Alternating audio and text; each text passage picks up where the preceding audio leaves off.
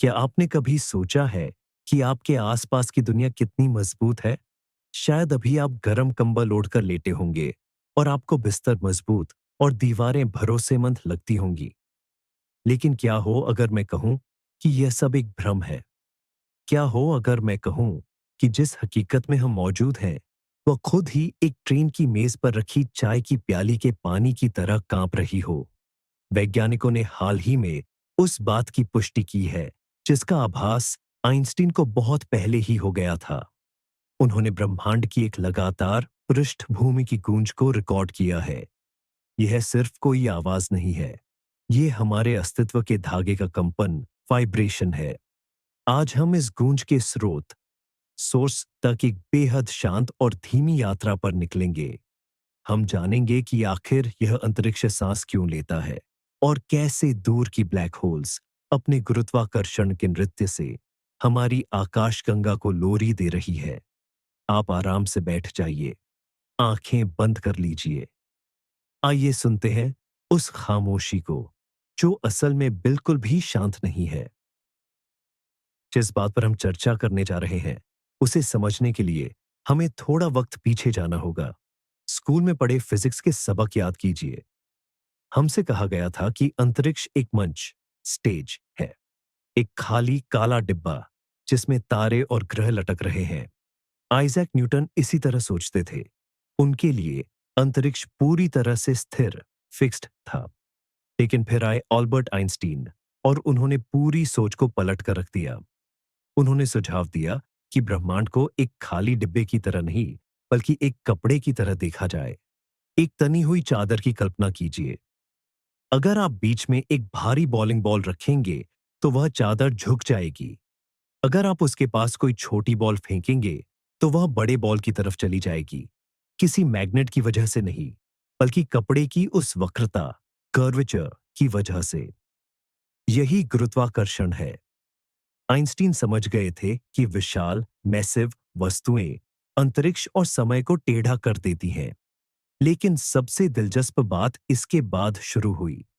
वैज्ञानिकों ने सोचा, अगर यह कपड़ा झुक सकता है तो क्या यह हिल भी सकता है? क्या इस पर वही तरंगें उठ सकती हैं जैसे पानी में पत्थर फेंकने पर गोल दायरे बनते हैं? जवाब हाँ था। और अब 100 साल बाद हम आखिरकार इन तरंगों, रिपल्स को सुनने में कामयाब हो गए हैं। आइए एक आसान कल्पना से शुरुआत करते हैं। सुबह तड़के एक शांत झील की कल्पना कीजिए। पानी एकदम चिकना, एक आईने की तरह सपाट है। यह हमारा अंतरिक्ष है जो पूरी तरह शांत अवस्था में है। अब कल्पना करें कि कहीं बहुत दूर, दूसरे किनारे पर किसी ने पानी में एक पत्थर फेंका। आपने न तो पत्थर फेंकते देखा और न ही उसकी छपकी आवाज सुनी। लेकिन थोड़ी देर बाद छोटी छोटी, मुश्किल से महसूस होने वाली लहरें आप तक पहुंचती हैं। वे आपके पैरों के पास तैरते कुमुदनी के पत्ते को धीरे से हिलाती हैं। ब्रह्मांड में पानी की भूमिका अंतरिक्ष समय, स्पेस टाइम निभाता है और पत्थरों की भूमिका सबसे भारी वस्तुएं निभाती है जिनकी आप कल्पना कर सकते हैं, ब्लैक होल और न्यूट्रॉन तारे। जब ये घूमते हैं तो वे केवल खालीपन में उड़ नहीं रहे होते, वे इस कपड़े को विकृत कर देते हैं। वे ऐसी तरंगे बनाते हैं जो प्रकाश की गति से हर दिशा में फैल जाती है। और ये तरंगे हर चीज से गुजरती हैं, तारों से, ग्रहों से, आपके घर से और इस समय आपके शरीर के अंदर से भी। सोने से पहले इस बात को महसूस करना अद्भुत है। आप ब्रह्मांड से अलग नहीं हैं, आप उसकी लहरों पर झूल रहे हैं। लेकिन वैज्ञानिकों ने आखिर इसे पकड़ा कैसे? हम तो महसूस ही नहीं करते कि हमें खींचा जा रहा है या दबाया जा रहा है। दरअसल ये कंपन, गुरुत्वाकर्षण तरंगे इतने सूक्ष्म होते हैं कि इन्हें पहचानना लगभग असंभव है। कल्पना कीजिए, हम अपनी सबसे नजदीकी तारे, प्रोक्सिमा सेंट्री तक की दूरी मापना चाहते हैं। यह 4 प्रकाश वर्ष दूर है, तो एक गुरुत्वाकर्षण तरंग इस विशाल दूरी को इंसान के बाल की मोटाई से भी कम कर देगी। इसे मापना असंभव लगता है, लेकिन 2015 में एक चमत्कार हुआ। लीगो वेधशाला, एलाइगो ने पहली बार ऐसा संकेत पकड़ा। ये एक विस्फोट था, छोटा और तीखा, मानो किसी ने ढोल पर एक बार जोर से वार किया हो। धम। और फिर सन्नाटा छा गया। ये तो ब्लैक होल थे जो आपस में टकराए थे। ब्रह्मांड के हिसाब से यह एक बहुत जोरदार घटना थी। वैज्ञानिक खुशी से झूम उठे। हमने पहली बार अंतरिक्ष को सुना। लेकिन यह रात में एक अकेली चीख भर थी। खगोल भौतिकीविद जानते थे कि कहीं ना कहीं सिर्फ एक अकेली चीख नहीं, बल्कि एक लगातार पृष्ठभूमि, बैकग्राउंड होनी चाहिए। एक ऐसी फुसफुसाहट जो कभी बंद नहीं होती। आइए पहले सिग्नल और अभी मिली खोज के बीच के अंतर को समझने की कोशिश करते हैं। कल्पना कीजिए कि आप एक शांत कमरे में खड़े हैं और अचानक एक गुलदस्ता जमीन पर गिरता है। टाटाक। ये वह सिग्नल था जिसे हमने 2015 में पकड़ा था। यह एक अचानक हुई, तेज, अकेली घटना थी। सितारे के द्रव्यमान वाले ब्लैक होल का टकराव। लेकिन ब्रह्मांड विशाल है। इसमें अरबों आकाश गंगाएं हैं और लगभग हर आकाश गंगा के केंद्र में एक सुपर मैसिव ब्लैक होल बैठा है। ये सूरज से लाखों और अरबों गुना भारी होते हैं। जब आकाश गंगाएं आपस में विलय करती हैं, तो ये दानव एक दूसरे के चारों ओर घूमना शुरू कर देते हैं। वे तुरंत नहीं टकराते। वे एक धीमा शानदार वॉल्ट्स वॉल्ट्स नाचते हैं जो लाखों साल तक चलता है। और जब तक वे चक्कर लगाते हैं, वे लगातार हर सेकंड गुरुत्वाकर्षण तरंगे, ग्रेविटेशनल वेव्स, उत्सर्जित करते रहते हैं। चूंकि ब्रह्मांड में ऐसी लाखों जोड़ियां हैं, इसलिए उनकी तरंगे एक दूसरे पर ओवरलैप हो जाती हैं। परिणाम स्वरूप हमें टकराव की तेज आवाज नहीं मिलती, बल्कि एक लगातार धीमी गूंज सुनाई देती है। ये ऐसा है जैसे किसी रेस्टोरेंट में भीड़ का शोर, जहां सभी लोग एक साथ बोल रहे हों और वह शोर एक पृष्ठभूमि की आवाज, बैकग्राउंड नॉइज में बदल जाता है। इस बैकग्राउंड शोर को स्टोकैस्टिक ग्रेविटेशनल वेव बैकग्राउंड नाम दिया गया है। नाम भले ही मुश्किल हो, पर इसका मतलब बहुत आसान है। ये एक साथ पूरी कायनात की आवाज़ है। और इसे सुनने के लिए धरती पर मौजूद हमारे सामान्य डिटेक्टर काफी नहीं है। वे बहुत छोटे हैं। इतनी बड़ी ब्लैक होल से निकलने वाली तरंगों की लंबाई प्रकाश वर्षों, लाइट ईयर्स में नापी जा सकती है। ऐसी किसी तरंग को पकड़ने के लिए हमें आकाश गंगा, गैलेक्सियों के आकार का एक डिटेक्टर चाहिए। ये साइंस फिक्शन जैसा लगता है ना? मिल्की वे के साइज का कोई उपकरण बनाना। लेकिन खगोल शास्त्री, एस्ट्रोनॉमर्स बड़े चतुर होते हैं। उन्होंने महसूस किया कि हमें कुछ भी बनाने की जरूरत नहीं है। ब्रह्मांड ने पहले से ही हमारे लिए ऐसा एक डिटेक्टर बना रखा है। हमें बस ये सीखना है कि इसे इस्तेमाल कैसे करें। और ये डिटेक्टर है पल्सर। ये ऐसी अद्भुत तारे हैं जिनके बारे में हमें अलग से बात करनी चाहिए, जब तक कि आप अपने कंबल में आराम से दुबक न जाएं। पल्सर, पुलसार असल में मरे हुए तारों के अवशेष होते हैं। जब कोई विशाल तारा फटता है, तो उसका केंद्रीय भाग, कोर, सिकुड़कर इतनी ज्यादा घनत्व वाला हो जाता है कि हम कल्पना भी नहीं कर सकते। जरा सोचिए, अगर आप हमारे सूर्य को लें और उसे सिकोड़कर मॉस्को या न्यूयॉर्क जैसे किसी छोटे शहर के आकार का बना दें। वहां का पदार्थ इतना घना, डेंस होता है कि पल्सर के पदार्थ की सिर्फ एक चम्मच भी अरबों टन वजन की होती है। लेकिन उनकी मुख्य विशेषता वजन नहीं है। मुख्य बात यह है कि ये घूमते हैं। और ये इतनी जबरदस्त रफ्तार से घूमते हैं कि कुछ तो एक सेकंड में सैकड़ों चक्कर लगा लेते हैं। पल्सर के पास शक्तिशाली चुंबकीय क्षेत्र, मैग्नेटिक फील्ड्स होते हैं, जिनसे रेडियो तरंगों, रेडियो वेव्स के बीम निकलते हैं। और जैसे जैसे तारा घूमता है, यह किरण पृथ्वी पर वैसे ही पड़ती है, जैसे किसी लाइट हाउस की रोशनी हमें छूकर गुजरती है। हमें एक चमक दिखती है, फिर दूसरी चमक, फिर तीसरी। और ये चमकें अविश्वसनीय सटीकता के साथ होती हैं। इसीलिए पल्सर को ब्रह्मांड की सबसे सटीक घड़ी, मोस्ट एक्यूरेट क्लॉक्स माना जाता है। ये पृथ्वी पर मौजूद हमारी सबसे बेहतरीन एटॉमिक घड़ियों से भी ज्यादा सटीक होते हैं।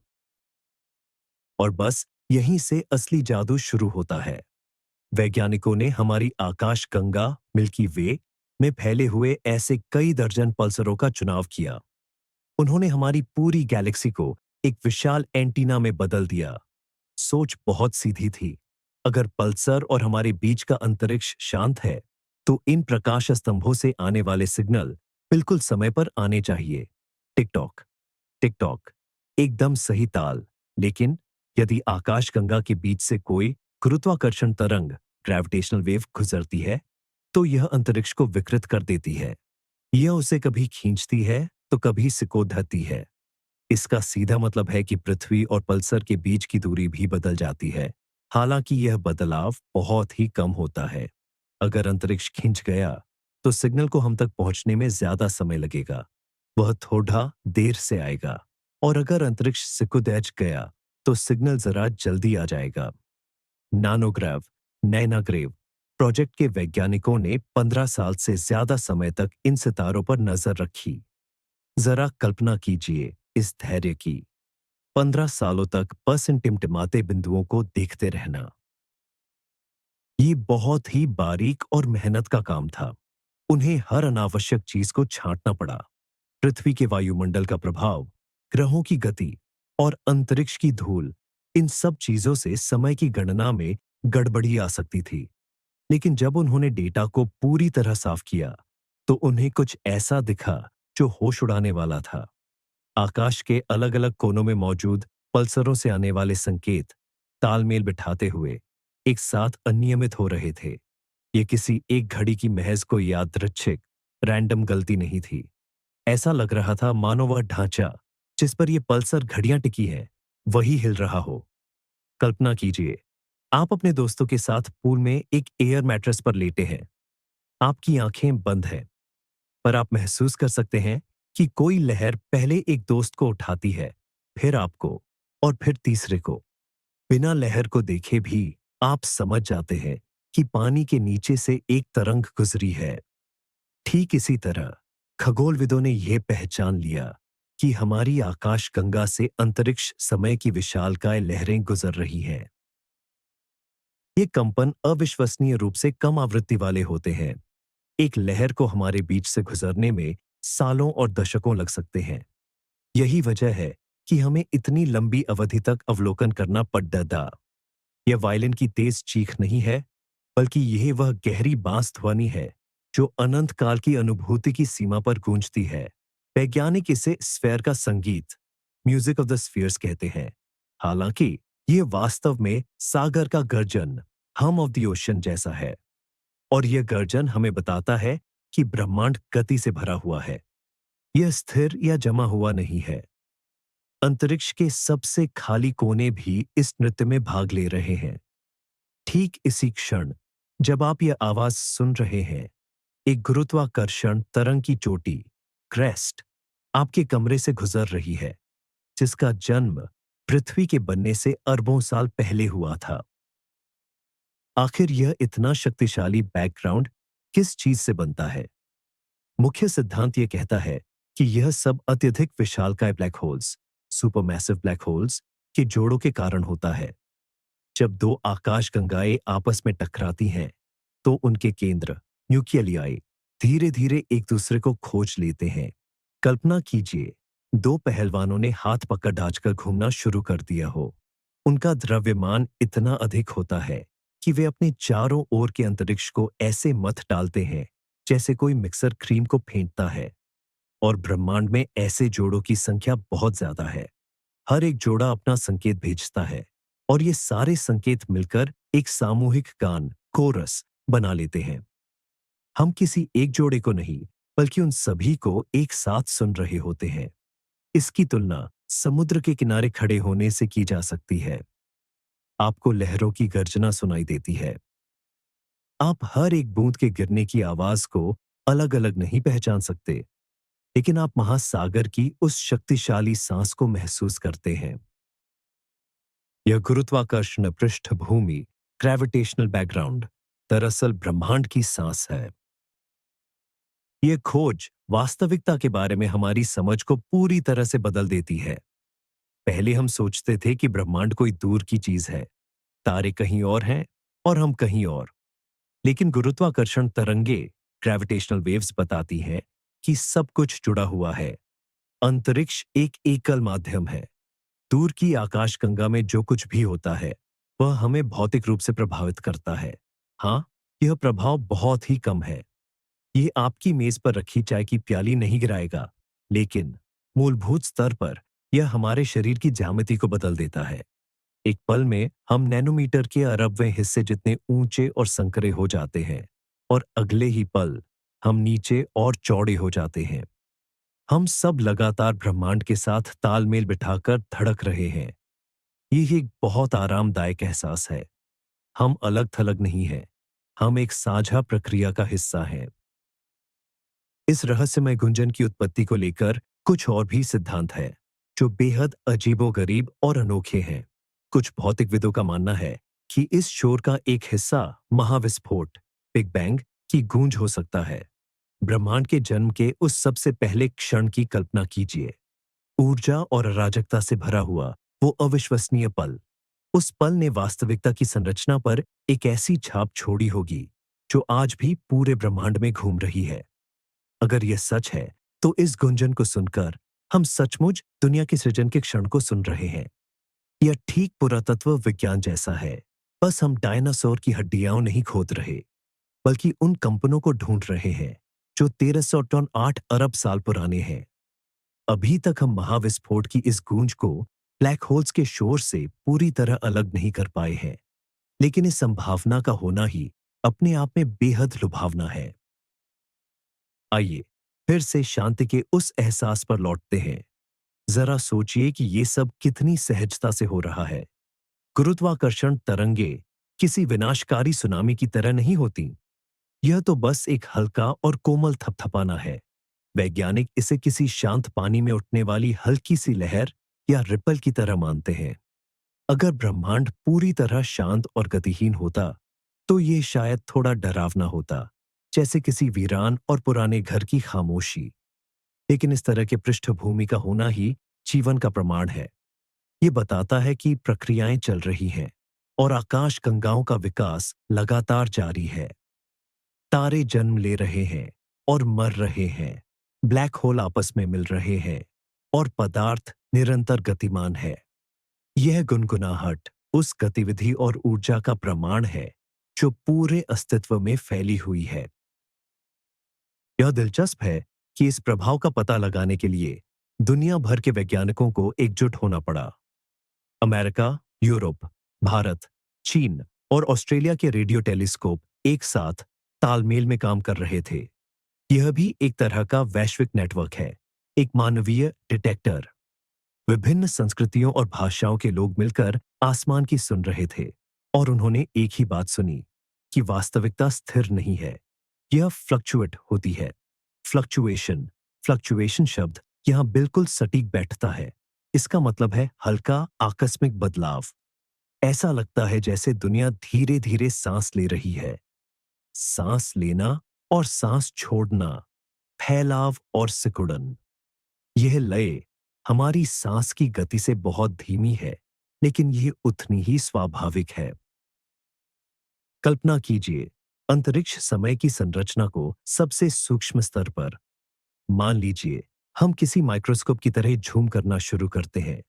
सबसे पहले हमें परमाणु दिखेंगे, फिर नाभिक, और उसके बाद मूलभूत कण। लेकिन अगर हम इससे भी ज्यादा गहराई में उतरे, उस जगह पर जहां एप्लांक लंबाई का राज चलता है, जो इस ब्रह्मांड का सबसे छोटा संभावित आकार है, तो भौतिक विज्ञानी मानते हैं कि वहां अंतरिक्ष अशांत, यानी उथल पुथल से भरा रहता है। इसे ही क्वांटम फोम कहते हैं। इस स्तर पर अंतरिक्ष और समय लगातार फटते और फिर से जुड़ते रहते हैं। इस बीच सूक्ष्म सुरंगें बनती और मिटती रहती हैं। यह हकीकत का एक खौलता हुआ शोरबा है। और गुरुत्वाकर्षण तरंगे, जो एक धीमी कम आवृत्ति की गूंज है, हमारे संसार की इस जटिल खौलती हुई प्रकृति की ही स्थूल अभिव्यक्ति है। ब्लैक होल का नाम सुनते ही कई लोगों के मन में डर बैठ जाता है। उन्हें लगता है कि ये ऐसे दानव हैं जो अपने आसपास की हर चीज को निगल जाते हैं। लेकिन हमारी कहानी में ब्लैक होल विनाशक नहीं, बल्कि रचनाकार के रूप में सामने आते हैं। वे सिर्फ ध्वंस नहीं करते, बल्कि तरंगों को जन्म देते हैं। इनके बिना यह ब्रह्मांड बहुत शांत और नीरस होता। उनका गुरुत्वाकर्षण इतना शक्तिशाली है कि वह अंतरिक्ष को स्थिर नहीं होने देता। वे पूरे ब्रह्मांड को मथते रहते हैं। हम कह सकते हैं कि ब्लैक होल इस महान ब्रह्मांडीय संगीत की गतिशीलता को बनाए रखने वाले इंजन हैं। और हम, जो यहाँ पृथ्वी पर है, इस शानदार महफिल के पहली पंक्ति के श्रोता हैं। अब जब आप अंधेरे में लेटे हैं, तो इन तरंगों के वेव्स की कल्पना करने की कोशिश कीजिए। इन्हें किसी ग्राफ पर डरावनी रेखाओं की तरह नहीं, बल्कि कोमल रंगों के रूप में देखें। कल्पना करें कि आपके चारों ओर का स्थान उत्तरी ध्रुवीय प्रकाश, नॉर्दर्न लाइट्स की तरह झिलमिला रहा है। बस ये अदृश्य है, बैंगनी और गहरे नीले रंगों का धीमा, सहज प्रवाह। ये तरंगें दीवारों और छत से होकर गुजर जाती हैं, नीचे पृथ्वी के गर्भ तक, और फिर ग्रह के दूसरी ओर से अंतरिक्ष में चली जाती है। इन्हें कोई रोक नहीं सकता और न ही कोई बांध सकता है। ये पूरी तरह से मुक्त है, और इस स्वतंत्रता में एक गहरा सुकून छिपा है। जब इनकी तुलना आकाश गंगाओं के श्वास से की जाती है, तो दिन भर की समस्याएं कितनी छोटी लगने लगती हैं। वैज्ञानिक कहते हैं कि हम खगोल विज्ञान के एक नए युग की शुरुआत कर रहे हैं। पहले हम केवल अपनी आंखों या दूरबीनों से ब्रह्मांड को देखते थे। अब हमने इसे सुनना शुरू कर दिया है। ये ऐसा है जैसे आपने पूरी जिंदगी मूक फिल्में देखी हों और अचानक सिनेमा हॉल में आवाज चालू कर दी गई हो। अब दुनिया की तस्वीर ज्यादा समृद्ध और ज्यादा व्यापक हो गई है। हम उन रहस्यों को जान पाएंगे जो अंधेरे में छिपे हुए थे। हम ये समझ पाएंगे कि समय की शुरुआत में आकाश गंगाएं, गैलेक्सी कैसे बनी। हम उन सिद्धांतों की भी जांच कर पाएंगे जिन्हें पहले अप्रमाणित माना जाता था। भविष्य बहुत रोमांचक होने का वादा करता है, लेकिन इस क्षण में जो सबसे ज्यादा मायने रखता है, वह है इस बड़े बदलाव का हिस्सा होने का एहसास। इस खोज का एक दार्शनिक पहलू भी है। यह हमें याद दिलाता है कि स्थिरता एक सापेक्ष अवधारणा है। यहां तक कि खालीपन भी खाली नहीं है। यहां तक कि ठहराव भी गति से भरा हुआ है। लेकिन यह घबराहट पैदा करने वाली बात नहीं है। इसके विपरीत इसका मतलब है कि यह दुनिया लचीली है। यह कोई जमा हुआ पत्थर नहीं, बल्कि एक जीवंत प्रवाह है, और हम इसी प्रवाह में बह रहे हैं। हमारी चेतना, हमारे सपने, वे भी वास्तविकता का हिस्सा हैं। और अगर वास्तविकता में उतार चढ़ाव आता है, तो क्या यह संभव है कि हमारे सपने इन ब्रह्मांडीय लय से तालमेल बिठाने का एक तरीका हो? कौन जाने। विज्ञान अभी तक इस सवाल का जवाब नहीं दे सकता, लेकिन सोने से पहले हम थोड़ी कल्पना को अपने भीतर जगह दे सकते हैं। जल्द ही यह वीडियो खत्म होगा और आपके पास रह जाएगी सिर्फ आपकी अपनी धुन, आपकी सांसों की लय, श्वास अंदर और श्वास बाहर, आपके हृदय की धड़कन। इन्हें ब्रह्मांड की उस अदृश्य ताल के साथ मिलाने की कोशिश करें जिसकी आप कल्पना कर रहे हैं। धीरे से, शांत मन से कल्पना करें कि आपकी हर सांस जो बाहर निकलती है, वो एक छोटी सी गुरुत्वाकर्षण लहर है जो दुनिया में जाकर शांति फैला रही है। आप सुरक्षित हैं, आप घर पर हैं, और आपका ये घर सिर्फ ईंटों और सीमेंट से बनी एक इमारत नहीं है। आपका घर तो यह विशाल श्वास लेती हुई, गुनगुनाती हुई कायनात है, जिसने आपको अपनी गुरुत्वाकर्षण की हथेलियों में बहुत संभाल कर रखा हुआ है। अपने आखिरी विचारों को अब जाने दें। उन्हें पानी की तरह घुल जाने दें, जैसे हवा रुकने पर लहरें शांत हो जाती हैं। सिर्फ शांति की सतह बाकी है। सिर्फ एक गहरा आधार बाकी है। खामोशी की एक कोमल और घेर लेने वाली धीमी गूंज।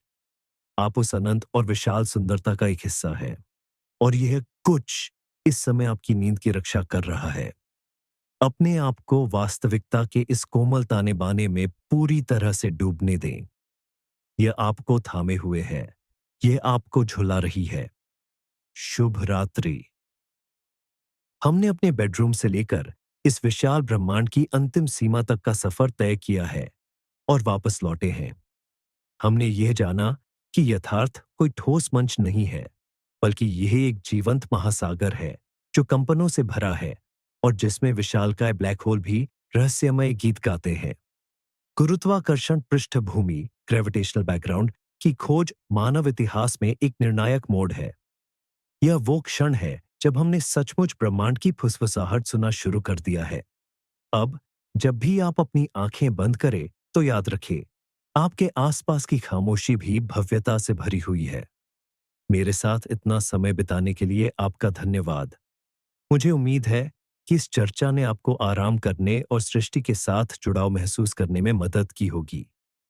यदि आपको यह यात्रा पसंद आई हो तो कृपया चैनल को सब्सक्राइब करें, लाइक करें और अगर आप अभी तक जागे हुए हैं तो कमेंट्स में जरूर लिखें, क्या ये जानकर कि हमारा ब्रह्मांड एक महासागर जैसा है, आपको अधिक सुकून महसूस होता है। शुभ रात्रि।